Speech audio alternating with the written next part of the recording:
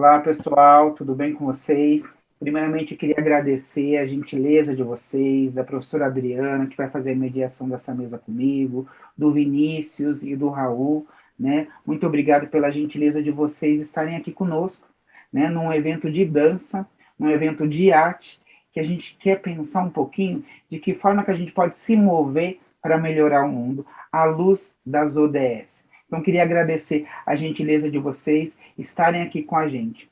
E também evidenciar que essa ação do DANCEP, ela acontece com vários parceiros. Queria agradecer a CED, queria agradecer por todo o apoio que a Secretaria de Educação e Esporte tem nos dado na realização desse evento.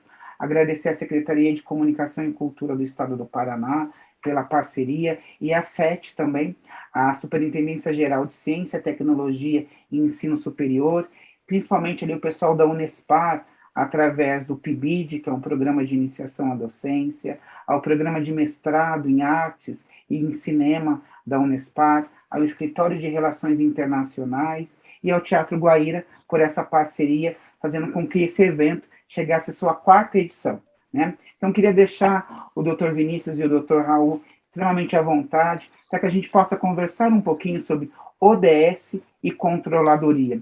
Que caminhos nós podemos trilhar aí em direção à Agenda 2030, né? E deixar aí esse espaço para que a gente possa conversar um pouquinho com os nossos estudantes, com os nossos professores e professoras do Estado do Paraná e todos os artistas também que estão fazendo parte da organização do nosso 4º Seminário Mostra de Dança DANCEP. Então, Dr. Raul, seja bem-vindo, Dr. Vinícius, seja bem-vindo aí, e obrigado por essa oportunidade.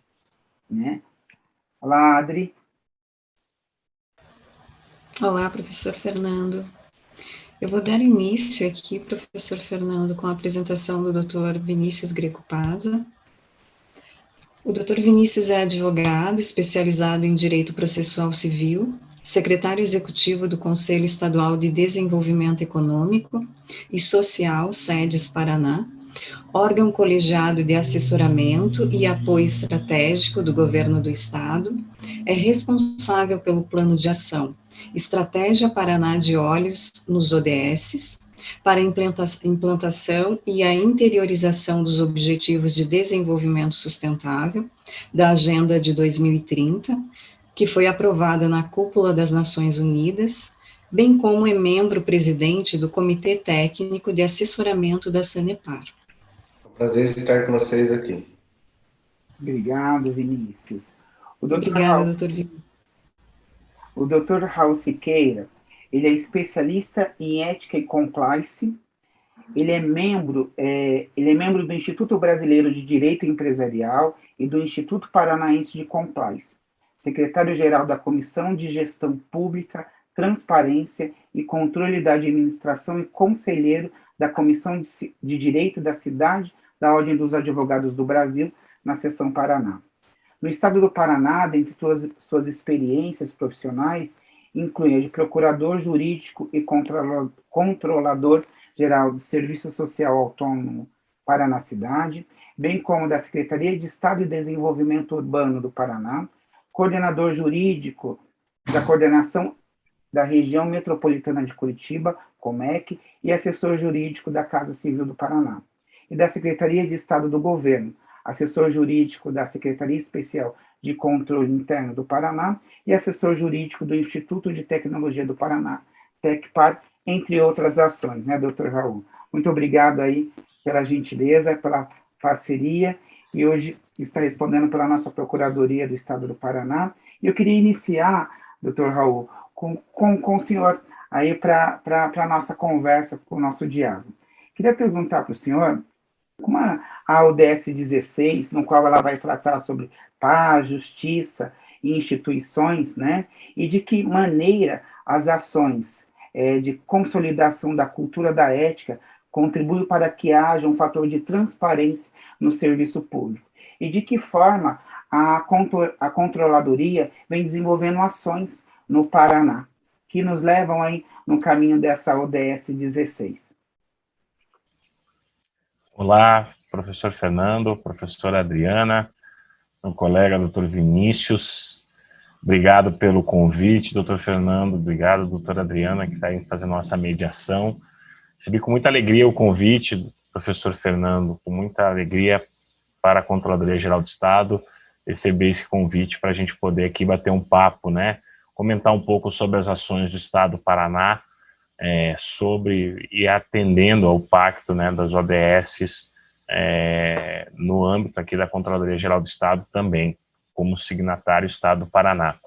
O Vinícius depois repassará aí maiores informações, mas eu vou me limitar, professor Fernando, e tendo o objetivo aí de trazer maiores esclarecimentos para os nossos alunos, os nossos colegas que estão nos assistindo, eu vou falar um pouco sobre a transparência, a ética, a conformidade e a moralidade dentro da administração pública, né? Mais recentemente, nessa gestão do governador Carlos Massa Ratinho Júnior, o Estado do Paraná promulgou, né, e editou a lei estadual que traz a obrigatoriedade de um programa de integridade e compliance na administração pública. E compliance nada mais é que de origem inglesa, né, um verbo to comply, que significa conformidade, adequação às normas e cumprimento às normas, à legislação e cumprimento à ética. Muitos nossos ouvintes, né, devem estar se perguntando, né, puxa, mas o que é ética, né? Onde é que a gente chega e a gente verifica a ética? Às vezes ética para uma determinada região, ética para uma determinada cultura e é uma ética para outra determinada cultura. A gente precisa ver o contexto nacional, a gente precisa enxergar o contexto do nosso estado, né, da nossa região, e entender que ética é tudo aquilo que a sociedade, tudo aquilo que o paranaense exige dos maiores e melhores preceitos de moralidade da administração pública. Às vezes, professor Fernando, professora Adriana, aquilo que é legal, que a norma assim dispõe, não é ético. Nem sempre a legislação ela é aderente aos preceitos de moralidade. Eu faço esse contexto, professor Fernando, pelo perfil dos nossos ouvintes, quem está nos assistindo, porque, ordinariamente, a legislação, né, o operador do direito, ele busca atender os anseios da sociedade, mas sempre a sociedade se desenvolve muito mais rápida do que a lei. Quer ver alguns exemplos? A própria legislação ela é construída com alguma indicação de algum ato. Vamos lá?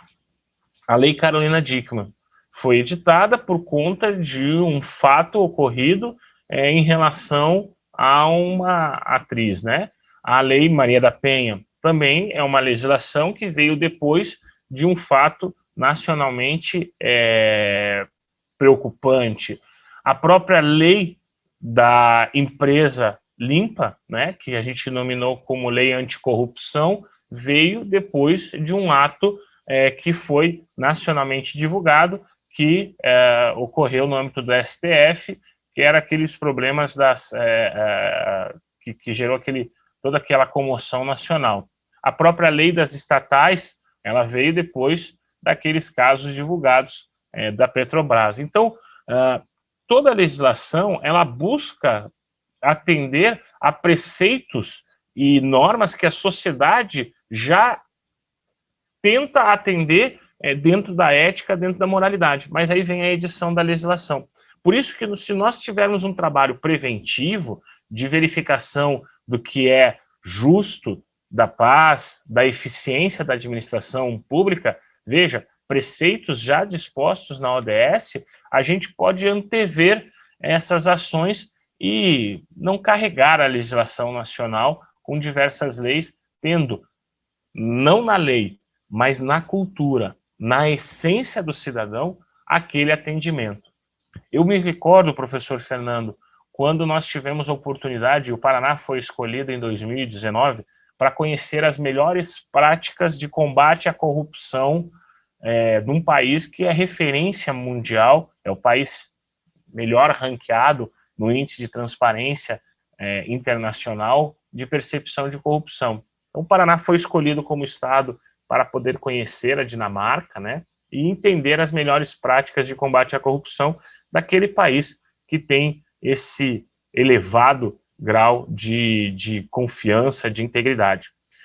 E devo confessar, professor Fernando e professora Adriana, doutor Vinícius, que quando lá chegamos e nós fomos conhecer toda a estrutura administrativa, imaginávamos uma estrutura administrativa muito rígida, muito engessada, com vários órgãos de controle, com um monitoramento constante das ações. E qual foi nossa surpresa? Entender que aquele país nórdico, né, o país da Dinamarca, muito pelo contrário, há uma flexibilização dos controles. E aonde está, então, o princípio, a essência da integridade? Está dentro de cada ser humano, está dentro de cada cidadão. Ou seja, a eles e a nós compete o sentimento de fazer o que é certo, o que é justo, o que é ético e o que é moral. Pois as leis, elas podem ser descumpridas, elas podem sim, claro, para isso tem sanções impostas, mas é um ato do humano, é um ato do ser humano, querer atender à lei ou fugir da legalidade.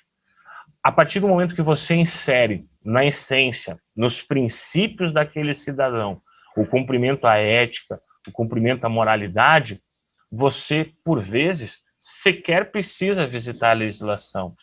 O Programa de Integridade, então, e Compliance do Estado do Paraná, editado nessa gestão do governador do Estado, Carlos Massa Ratinho Júnior, é muito além do atendimento de uma legislação. É tentar inserir na cultura do servidor, no dia a dia, na rotina do servidor público ou do colaborador da administração pública, mas passando conhecimento também por terceiro que partilha esse contrato com a administração pública, esses valores. Valores de ética, valores de conformidade, valores de moralidade. Esse trabalho se iniciou em 2019, teve sua continuidade em 2020 e está sendo executado em 2021. E sabe quando ele termina, professor Fernando? Nunca. Nunca. A gente precisa estar sempre em constante movimento, aprimorando nossos canais de conhecimento, aprimorando nossos canais de cultura, da ética, de treinamento, de capacitação. Eu me recordo, professora Adriana, quando nós tivemos um trabalho maravilhoso em conjunto com o Colégio Estadual do Paraná, onde a gente propôs um concurso de redação dos alunos do Colégio Estadual sobre o tema ética. Nós tivemos uma participação maravilhosa dos alunos do Colégio Estadual, tivemos a possibilidade de premiá-los pelas suas contribuições e fizemos mais. Fizemos painéis que divulgamos dentro do Palácio Iguaçu, sede do governo do Estado do Paraná, todo o trabalho dos estudantes. A gente sabe que naquele momento a CGE, o governador do Estado, o Estado do Paraná, plantou aquela sementinha no coração e no princípio de cada um daqueles alunos que participaram dessa ação em conjunto com a Controladoria Geral do Estado. Foi um projeto piloto, mas de muito sucesso, muito engajamento, e que contribuiu enormemente para o Programa de Integridade e Compliance. A gente percebe, doutor Vinícius, quando nós visitamos esses países que têm alto índice de integridade, de ética, que eles começaram o trabalho na juventude, na adolescência, nas crianças. As crianças estão formando o seu caráter, professor Fernando. As crianças estão construindo seus valores, estão recebendo informações, são como esponjas. E a gente partilha do exemplo a essas crianças. Me recordo da minha casa, com meus filhos. O melhor jeito de ensinar uma criança é através do exemplo. Eles enxergam na gente valores que eles carregam para a vida inteira. E esses países que têm o menor índice de corrupção, os maiores níveis de ética na administração pública e na sociedade como um todo, eles iniciaram a construção e forjaram esses valores nas crianças. É elas que são o futuro da nossa geração. E para elas nós devemos trabalhar. É para elas que nós devemos potencializar todas as nossas ações. Colocando e enraizando cultura de ética, sim, na administração pública, mas enxergar o nosso futuro, a nossa descendência, professor Fernando. De nada adianta a nossa vida aqui se a gente não deixar algo melhor para as próximas gerações. Nossa vida tem valor quando a gente consegue deixar um legado, consegue deixar uma vida melhor, um país melhor, um estado melhor, uma cidade, um bairro ou a sua residência. Ensinar os seus filhos a respeitar o próximo, a sempre, sempre se colocar no lugar do outro para saber o que você vai fazer. Se colocar e indagar o que Jesus faria no meu lugar. Qual é a decisão que ele tomaria? Então, isso é importante, a gente focar as nossas ações para o cumprimento, inclusive, desse pacto das ODS, porque ele prevê uma estratégia de futuro. E o futuro, ele nasce nas crianças, ele nasce nos nossos jovens, ele nasce nos nossos adolescentes. Então, o programa de compliance, né, o programa de integridade, a ética, professor Fernando, na administração pública, ela parte daí. Ela parte do enraizamento dessa cultura de integridade nos colaboradores, sim, da administração pública, mas ele tem um foco primeiro, que é poder capacitar, ensinar, treinar as nossas crianças, as nossas futuras gerações. A eles nós devemos todo esse nosso trabalho e para eles nós devemos construir esse cenário de futuro. O país, o Brasil, é um país de várias etnias, nós recebemos várias etnias, né, para formar a nossa sociedade, para formar a população do nosso Brasil, do nosso Paraná. E não tem lugar melhor no mundo para se viver do que no Brasil. Não existe outro país melhor que o Brasil. Me dói, me corrói quando eu escuto, puxa, eu vou trabalhar porque eu gostaria que meu filho morasse fora do Brasil, tivesse outras condições. Isso me dói, porque a gente está perdendo valores por equívocos que a gente pode atender, a gente pode adequar. Então, com todo respeito e sem entrar em nenhum juízo, mas eu digo, o melhor para isso, para os meus filhos morarem, é o Brasil.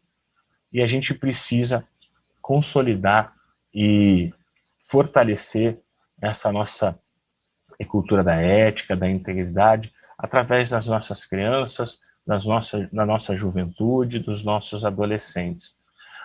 Como o professor Fernando falou e o Dr. Vinícius vai complementar muito, a ODS é um programa Pacto 2030. Nós já estamos em 2021. A gente precisa reforçar, a gente precisa potencializar todo o cumprimento dos objetivos da ODS. À controladoria cabe esse preceito da ética, da transparência pública. E transparência pública é um insumo do controle social, professor Fernando. A CGE, com toda a sua estrutura, com os seus brilhantes colaboradores, são profissionais altamente capacitados que trabalham na Controladoria Geral do Estado. O Estado é muito grande, a administração pública é muito robusta. Foi através, e é através do olhar de cada paranaense que a gente consegue potencializar as ações de controle, as ações de combate à corrupção, as ações de integridade. Por isso, o controle social é importante. O controle social é o controle de cada um de nós, é o controle da sociedade. A sociedade precisa reforçar e fortalecer o seu controle na administração pública, mas ela só consegue fazer isso se houver transparência pública. Se houver transparência, esse é o ferramental, essa é a ferramenta para que o cidadão possa exercer o seu efetivo controle. Transparência é dever da administração pública. Controle social é direito da população, mas ela só tem o direito se a gente efetivamente cumprir com a imperiosidade, com essa necessidade da administração pública de dar esse insumo, de dar essa ferramenta para a sociedade, que é a transparência pública. E através do controle social, nós somos demandados. Nós, administração pública, aqui o Estado do Paraná, através da Ouvidoria Geral do Estado do Paraná, onde o cidadão pode ter esse canal de comunicação com a administração pública.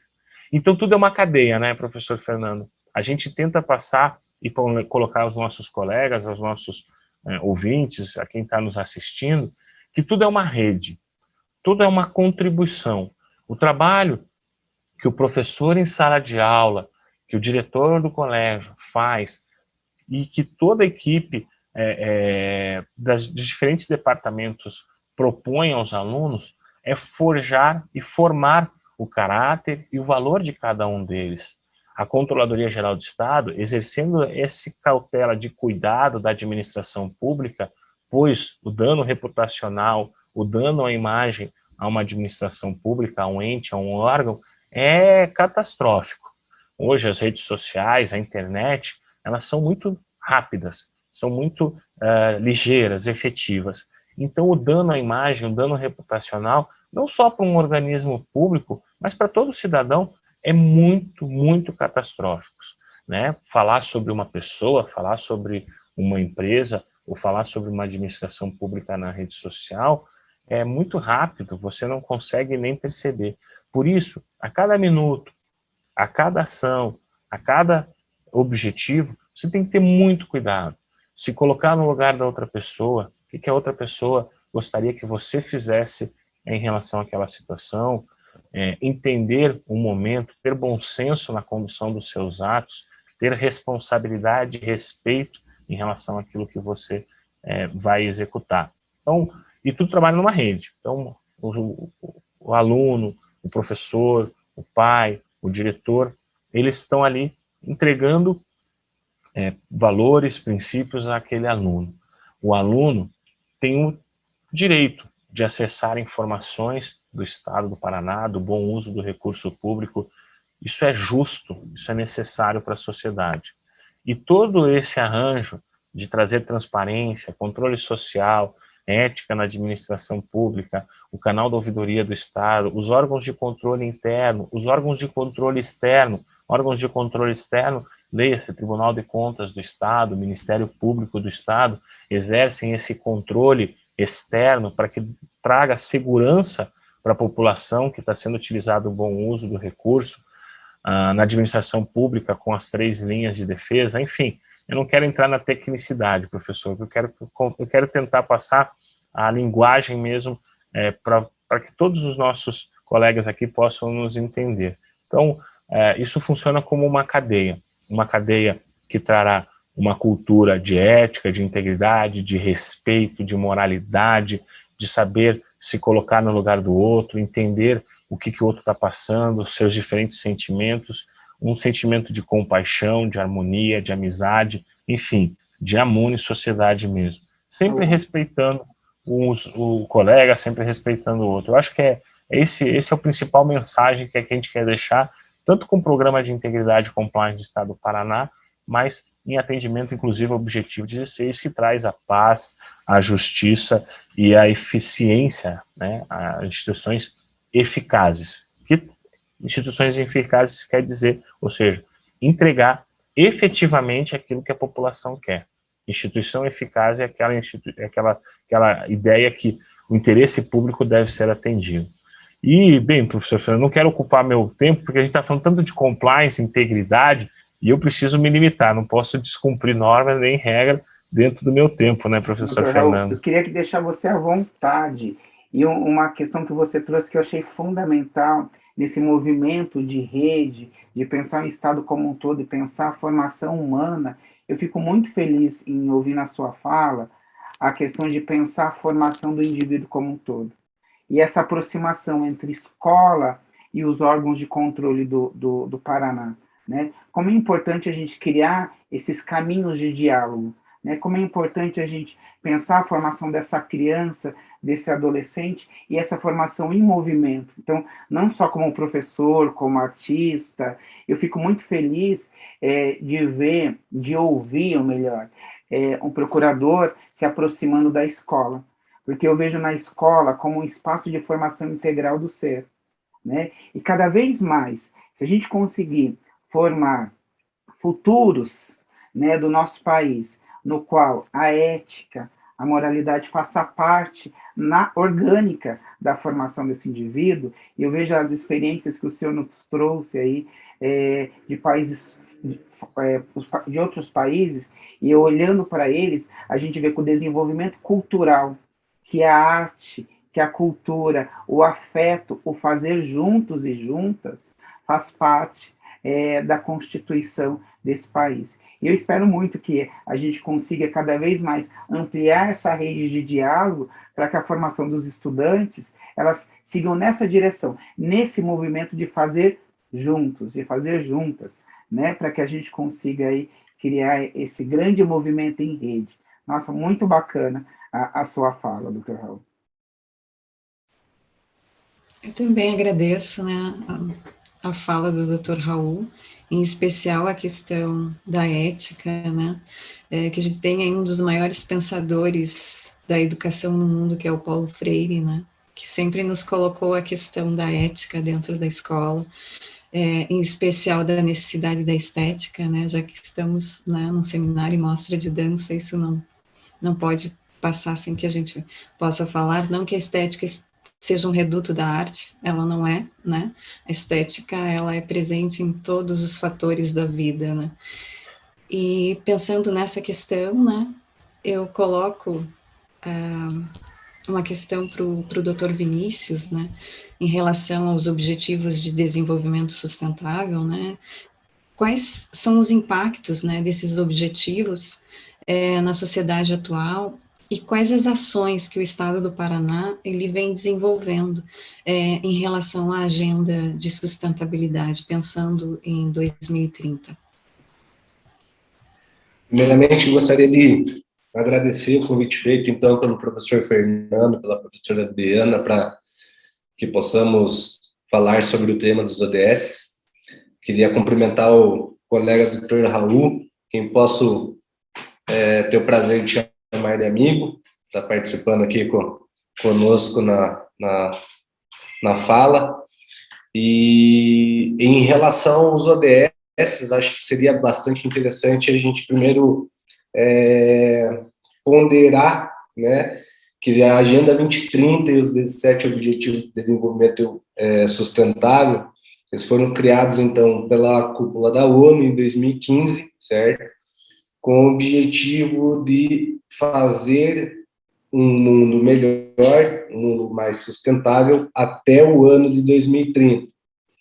Com isto, foram, então, criados os 17 Objetivos de Desenvolvimento Sustentável, que englobam, né, todas as áreas do globo terrestre, onde nós teríamos, então, uma melhoria de qualidade de vida para a população no geral.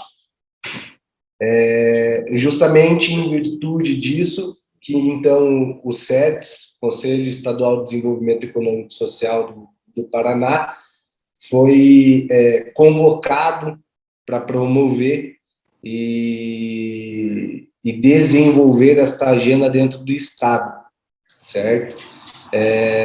Desde 2017, o Conselho criou a estratégia Paraná de Olho nos ODS, onde nós desenvolvemos uma série de projetos com os mais variados setores do governo do Estado, além de empresas privadas, organizações sem fins lucrativos, com o objetivo, então, de desenvolver esta agenda. E foi justamente através desse trabalho desenvolvido pelo governo do Estado que nós tivemos algumas premiações internacionais e, recentemente, um convite da OCDE, Organização para a Cooperação e Desenvolvimento Econômico, para participar de um projeto internacional com o objetivo de se analisar em que patamar o Paraná estaria junto ao desenvolvimento da agenda. O Paraná foi o único estado brasileiro a ser convidado para a participação desse projeto. Nós encerramos agora no final do primeiro semestre, a primeira fase desse projeto, e ele teve uma importância sem igual para nós entendermos o papel do Estado junto ao desenvolvimento dos 17 ODS e o que o Paraná precisa fazer para que essa agenda chegue diretamente na população. Então, dentro desse projeto realizado com a OCDE, nós verificamos, foi nos apontado, que o Paraná é excelência no uso de energias renováveis, sustentáveis, né? Hoje, o Paraná utiliza em seu consumo 94% de energia de fontes renováveis, tá? Enquanto das regiões que fazem parte da OCDE, e daí nós estamos falando de países desenvolvidos, a média é 41%, ou seja, o Paraná utiliza mais que o dobro do que as regiões desenvolvidas que fazem parte da OCDE. Além disso, nós somos extremamente parabenizados pelo desenvolvimento da agricultura, né? Nós sabemos que dentro do Brasil, o Paraná vem anualmente batendo recordes no desenvolvimento, no plantio, na produção de alimentos, um desenvolvimento espetacular junto à educação, comparado a outros estados do Brasil, mercado de trabalho, tudo isso tem demonstrado que realmente o Paraná está no caminho correto para alcance dessa agenda. E tudo isso em virtude da forma com que o Paraná desenvolve a agenda e promove, então, os 17 Objetivos de Desenvolvimento Sustentável. Dentro do Estado, nós temos hoje termos de cooperação assinados com 362 dos 399 municípios, certo? Com o objetivo de fazer com que os municípios também desenvolvam a agenda, tá? E é justamente através dos municípios que nós conseguimos fazer com que a agenda chegue na população. Então, é apenas através de uma série de parcerias entre setores, entre poderes, que essa agenda pode ser alcançada, se assim a gente pode dizer, né? Porque essa agenda ela não tem uma meta específica. O que ela bate na tecla é que se faça melhorias contínuas, que isso nunca chegue num patamar que se possa falar, não, aqui eu não tenho mais como melhorar. Muito pelo contrário, o objetivo da agenda é fazer com que a gente melhore continuamente. E é isso que o Paraná tem feito, é isso que o Paraná tem conseguido demonstrar, seja através de infraestrutura, seja através de projetos de segurança pública, seja através de projetos na saúde. O Paraná é um dos estados atualmente que mais vacinam contra a Covid, e isso graças a uma série de projetos desenvolvidos pelo governo do estado, para que realmente nós tenhamos uma retomada econômica, certo? E a população possa voltar a ter uma vida normal, né? Tudo isso tem sido feito com extremo afinco. Dr. Raul, ali à frente da controladoria, pode dizer isso, pode corroborar o que eu estou falando, afinal de contas, a controladoria tem tido um papel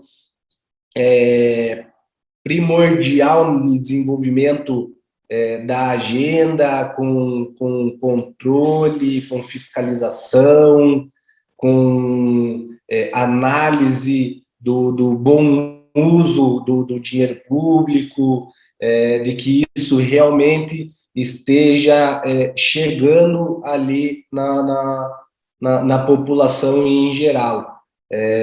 A nossa vice-presidente do Conselho, a doutora Kelly Guimarães, ela tem uma frase que ela utiliza bastante e que nós, no SEDES, acabamos abraçando.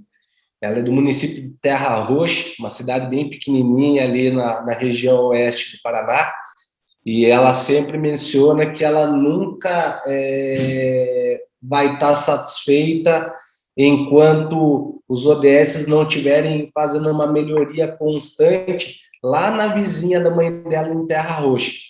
Então, a gente realmente tem como objetivo mostrar que essa agenda ela não deixa ninguém para trás, ela não tem como objetivo melhorar a vida apenas do cidadão que mora na capital ou nas maiores cidades, ela tem como objetivo fazer um desenvolvimento tanto das grandes quanto das pequenas cidades, e a grande prova disso é o próprio estudo da OCDE, porque quando nós fomos convidados pela OCDE para participar do projeto, nós escolhemos, então, 3 cidades pilotos para serem estudadas e para serem observadas no que se refere ao desenvolvimento da agenda.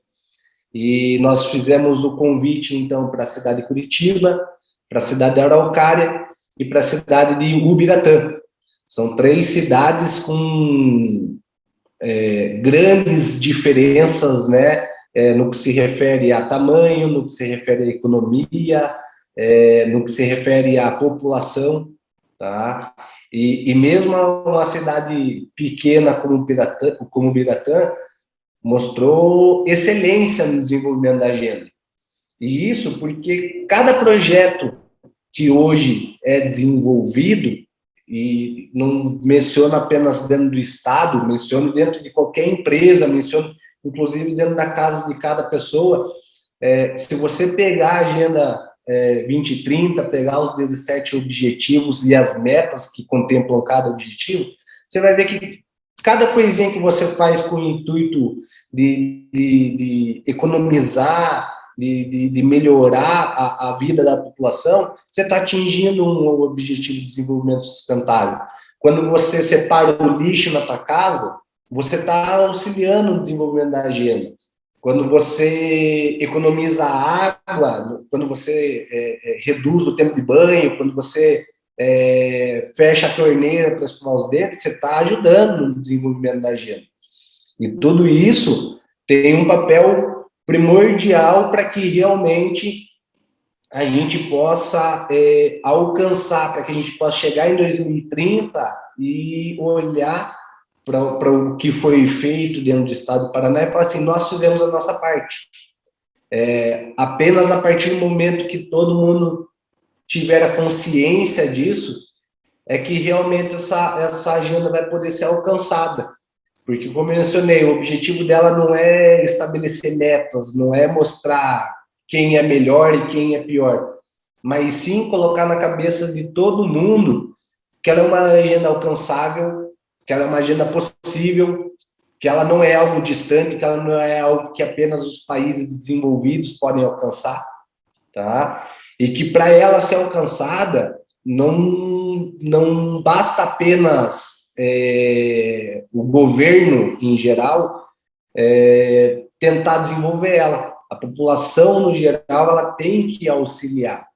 E é exatamente nesse ponto que ela auxilia. Cada vez que ela pensa no próximo, cada vez que alguém pensa no próximo, pensa que precisa auxiliar para que todos tenham uma vida melhor, aí sim nós estamos alcançando a agenda, a gente está conseguindo fazer com que a agenda esteja sendo aplicada de fato ali naquela região.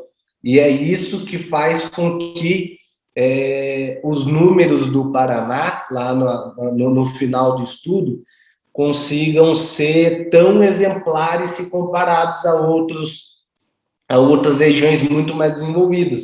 É justamente pelo grau de excelência que nós temos, tanto de governo, tanto de políticas públicas, quanto de população. A população do Paraná é uma população que realmente se preocupa com o bem-estar geral. E isso é o que faz com que a gente possa chegar no final do projeto e ter números tão expressivos para desenvolvimento dessa agenda. Bacana, hein, Vinícius? Como é importante a gente entender que depende de todos nós, né? Não é somente uma ação só do Estado, só de alguns órgãos, mas depende de uma ação conjunta de toda a humanidade, para que a gente possa pensar um mundo melhor, para que a gente possa ter movimentos no qual cada vez mais a ação que vai cuidar do nosso planeta, cuidar do outro, né, contribuam para que a gente possa fazer com que o nosso viver seja mais leve, né? A nossa ação humana, ela aconteça de uma forma mais harmônica. E daí é muito interessante ver a tua fala, principalmente para a gente criar essa rede que o Dr. Raul nos trouxe, né? Como é importante nós termos no Paraná os setores da gestão pública em diálogo. Como é importante a gente pensar no afeto que vem aí do universo estético, do universo das artes, ajudando também a sensibilizar as pessoas para que elas entendam os objetivos de desenvolvimento sustentável. Como a gente pode se apropriar do universo estético e o universo sensível para que as pessoas consigam ter a sua cultura do seu dia a dia, para que as pessoas consigam mudar seus comportamentos. Eu até lembrei de uma fala que é muito precisa do Edgar Morin, que ele fala da importância de reformar o próprio pensamento a partir das lógicas da complexidade. Porque viver é um ato complexo, né, gente? É Estado, é município, é escola, é vida, é família. E se a gente conseguir pensar em reformar esse pensamento, no qual a gente consiga ter respeito, ética, entender o nosso lugar no mundo e contribuir para um mundo melhor, eu não tenho dúvida que seja através das crianças, dos nossos jovens, dos nossos adultos e dos nossos sábios e sábias idosas e idosos, a gente vai conseguir aí fazer cada vez mais uma sociedade harmônica e humanizada.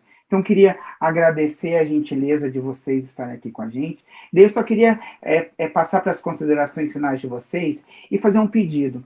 Vocês que estão aí nesse outro lugar, que é o espaço de pensar as nossas leis, as nossas ações que vão conduzir as nossas práticas, né, e vice-versa, queria que vocês deixassem uma dica, um encaminhamento, uma sugestão de como nós, dentro da educação básica, dentro dos espaços promotores de arte e cultura, nós podemos olhar para esses espaços e criar caminhos. Que dica que vocês dariam para que a gente possa passar para os nossos jovens e para as nossas crianças, educadores e educadoras, de que movimento nós podemos criar para fazer do nosso mundo um espaço cada vez mais harmônico, um espaço cada vez melhor.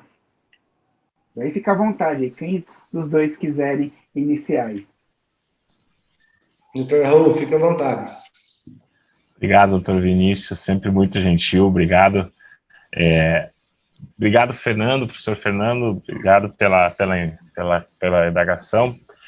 Eu vou trazer uma visão muito particular, sabe, professor Fernando? Eu percebo que a escola, né, é o momento onde o aluno mais tem essa interação com os colegas, com os professores. É na escola que a gente pode dar todo esse conhecimento, dessa capacitação, né?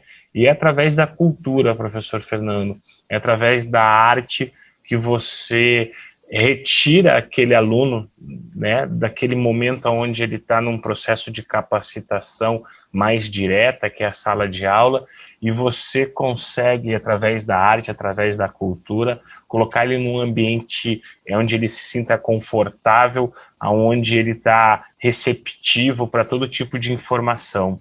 E aí os nossos educadores, os nossos professores, os nossos artistas, todos esses profissionais com amplo conhecimento, podem, nesse momento, onde as rédeas estão mais, eu digo mais tranquilas, onde ele não está ali impelido e está super aderente a receber informações, é ali que os professores, os educadores, os profissionais da área da arte, da área da cultura, podem inserir no aluno, naquela criança, todo esse aprendizado, toda essa linguagem, toda essa mensagem subliminar de ética, de integridade.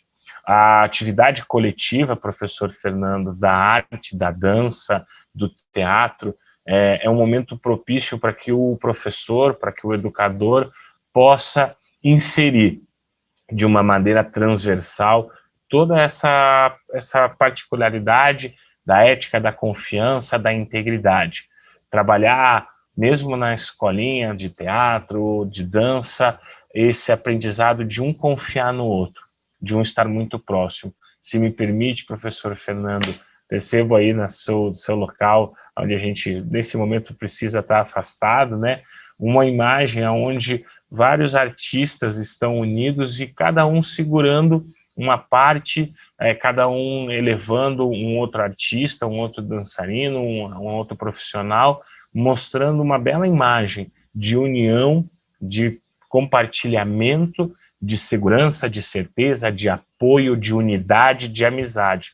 Então, eu acho que a arte é isso, é a gente poder trabalhar o coletivo, sempre tendo uma visão pouco individualista e mais do grupo, do todo, do contexto, onde cada um pode ajudar o outro, a inserção dessa atividade transversal, de ética, de integridade, de moralidade, para que a criança, recebendo todo esse conhecimento, toda essa capacitação, possa ser o irradiador, né? O divulgador, o fomentador, lá mesmo, no seu núcleo familiar, de tudo aquilo que ele aprendeu, quer seja na sala de aula, de maneira direta, pelo professor de matemática, pelo professor de português, pelo professor de geografia, mas também naquele momento, que é o momento mais gostoso da sala de aula, que é o momento de receber a cultura, de você assistir, de você dançar, de você escutar uma música, enfim, de todas essas nossas brilhantes áreas de cultura, onde ele se desarma de um eventual e qualquer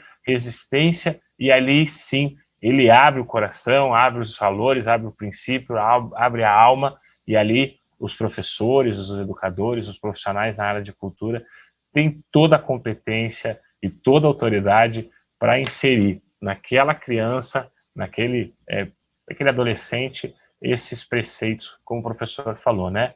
É um direito do cidadão a transparência e é um dever da administração pública, né? Um direito do cidadão a controle social e um dever da administração pública a transparência. Eu acho que nesse momento assim, é muito propício, é o melhor local, é o local dentro da escola, é o local mais propício para que a gente possa, enfim, incentivar a nossa sociedade, as futuras gerações, com valores de ética, de moralidade, valores de integridade. Acho que na minha visão, professor, uma singela contribuição, uma singela visão de quem está do lado de cá. E muita admiração a todos vocês, profissionais da área da cultura, todos os professores da nossa rede de ensino. Eu só tenho a agradecer a vocês. Não tenho ideia da admiração que eu tenho por vocês, porque vocês cuidam dos nossos filhos, vocês cuidam das nossas descendências, como o professor falou, forjar, mostrar o caráter da criança, do adolescente, do jovem agora, trazer um país melhor para nós no futuro, deixar um país melhor para os meus filhos, deixar um país melhor para minhas descendências. Muito obrigado a todos vocês, eu fiquei muito honrado com o convite, de maneira direta e imediata aceitei esse brilhante convite. Muito obrigado, professor Fernando, muito obrigado, professora Adriana, muito obrigado a todos os alunos, a todos os pais, a todos os profissionais da área de educação que estão nos assistindo.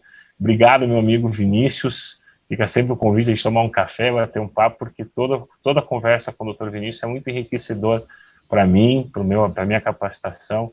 É um profissional que eu admiro muito. Obrigado a todos. Obrigado mesmo, professor Fernando. Devolvo a palavra ao senhor. Obrigado pelo carinho, doutor Raul.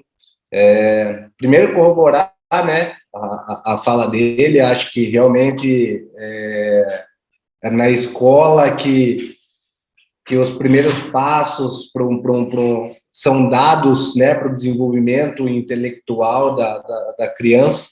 Eu acho que é a principal forma de fazer com que nossas novas gerações se tornem pessoas íntegras através da educação e aproveitando o uso da tecnologia que essas crianças, esses adolescentes devem, inclusive, se aproximar dos ODSs. Pesquisar, estudar, ver que a agenda ela está muito mais próxima de cada um do que a gente pensa. Como eu comentei ali há pouco, são nos nas pequenas atitudes que a gente faz com que a agenda seja alcançada. Então, pesquisem, estudem o tema, conversem dentro de casa, mostrem para os pais que é algo simples de se fazer, que é algo que está na mão de cada um, e que é realmente através dessa mudança de atitude que a gente vai fazer com que o estado onde a gente vive seja cada vez melhor. A partir disso que a gente desenvolve a nossa região, que a gente desenvolve o nosso estado, a gente desenvolve o nosso país.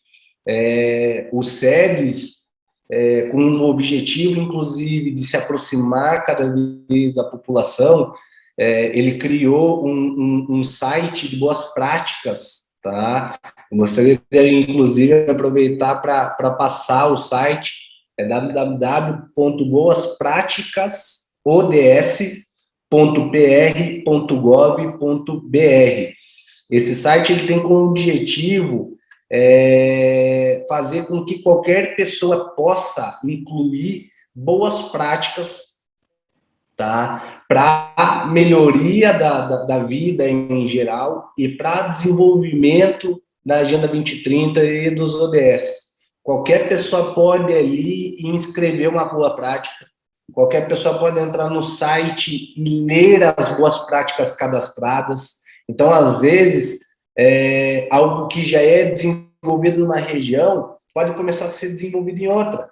Algo que você desenvolve na tua região, você cadastra lá e pessoas de outras regiões também podem desenvolver.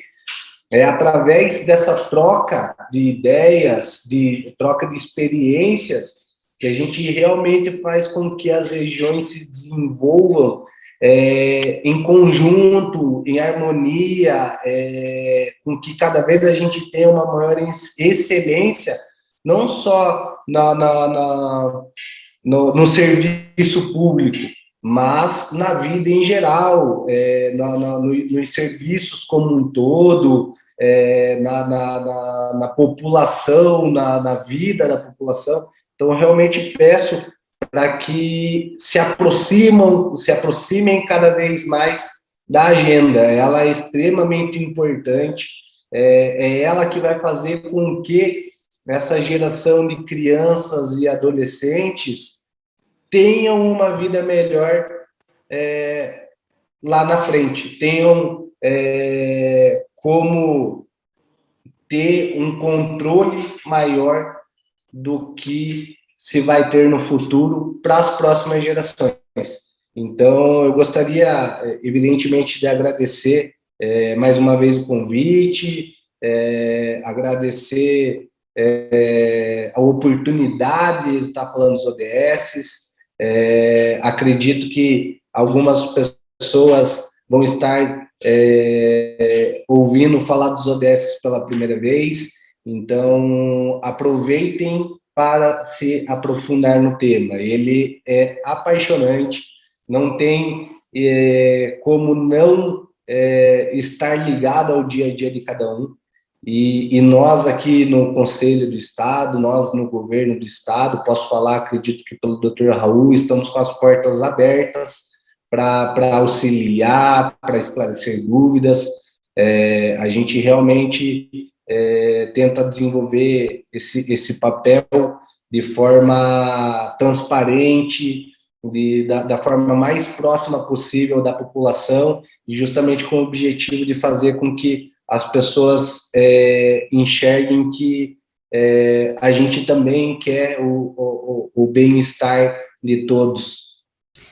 Só tenho a agradecer a presença do Dr. Vinícius, do Dr. Raul, pelas contribuições, e penso que a presença, né, de vocês hoje aqui é uma forma também de a gente pensar que as instituições públicas, né, como o nome já diz, né, público, né, está a serviço do público. Então, para que as nossas estudantes, os nossos estudantes tenham essa relação de proximidade, né? E como vocês colocaram aqui, o Dr. Vinícius, né, que as portas estão abertas para que a escola também possa ir até vocês, eu acho essa relação, essa rede de conhecimentos importante, né, a gente precisa ter essa proximidade com a escola, a gente não pode mais pensar na escola como o outro lado do muro, né, então nós fazemos parte de uma sociedade como um todo, como o Dr. Raul trouxe, a questão da formação integral, então a escola vem pensando nisso, e pensar em uma educação integral é pensar que as instituições precisam criar uma rede de relações, uma rede de conhecimento. Então, eu só tenho a agradecer as contribuições e que possamos estar em outros momentos, né, conversando sobre os desenvolvimentos, que são os desenvolvimentos humanos, né, que os ODS nos trazem. Muito obrigada. Agradeço mais uma vez a presença de vocês. Professora Adriana, endossa suas palavras que foram brilhantes. E daí eu vou até pegar uma ponte ali pelo que o Dr. Raul nos trouxe. Sabe, Dr. Raul, essa foto que está ali atrás é uma foto de uma das produções do DANCEP, de 2014. Aquela foto foi a primeira vez que o estado do Paraná ele participou de um festival de dança na Europa, em Portugal. E aqueles 15 jovens que estão ali naquela foto, foi a primeira vez que eles entraram dentro de um avião, atravessaram o mar e mudaram a trajetória, e essa ação mudou a trajetória de vida desses jovens ali. Todos aqueles jovens que estão naquelas fotos, hoje são professores, são gestores, todos passaram pelos bancos das universidades do nosso estado do Paraná, e todos são multiplicadores de ações do bem, todos são multiplicadores de ações humanizadas na nossa sociedade. Então, olhar para aquela foto faz parte de um trabalho que se chama O Destino que se Cumpriu, é entender que esse movimento em rede que nós estamos fazendo no DANCEP, no qual arte, educação, justiça, trabalho, casa civil e governo, seja ele estadual, federal, municipal, se conecte para que a gente possa fazer com que o afeto que a arte promove na formação do indivíduo chegue a todos e todas, para que cada vez mais nós tenhamos professores e professoras sensíveis à formação humana, que respeite a sustentabilidade do planeta. E que a gente possa fazer, não aqui só a partir desse primeiro diálogo, mas que a gente possa fazer que as escolas quebrem os seus muros e se conectem cada vez mais às pessoas. Porque é isso que a gente acredita ali no DANCEP, sabe? Que essa força que cada ser tem em si se conecte à força do outro, da outra, e que a gente crie esse movimento permanente. Então, muito obrigado por ajudarem a gente a pensar que nos próximos 10 anos aí a gente vai mover o mundo na direção de estar juntos e juntos. E que a gente espere que daqui a 10 anos a gente possa repetir essa mesa, doutor Vinícius, para que a gente possa falar o que a gente avançou, o que a gente precisa avançar. E eu espero que a gente possa tomar um café lá no nosso Colégio Estadual do Paraná. Eu quero ter o prazer de mostrar para vocês a nossa escolinha de arte, com mais de 60 anos de existência, formando artistas e profissionais de sucesso no nosso estado, e com o nosso Colégio Estadual do Paraná, com seus 170 anos de história, possa contribuir para que a gente construa aí um Paraná cada vez humanizado e com acesso a todos e todas. Então, gente, queria agradecer e que esse seja só o começo da nossa conversa, tá bom? Muito obrigado pela gentileza de vocês. Obrigado. Até mais. Obrigado. Até mais.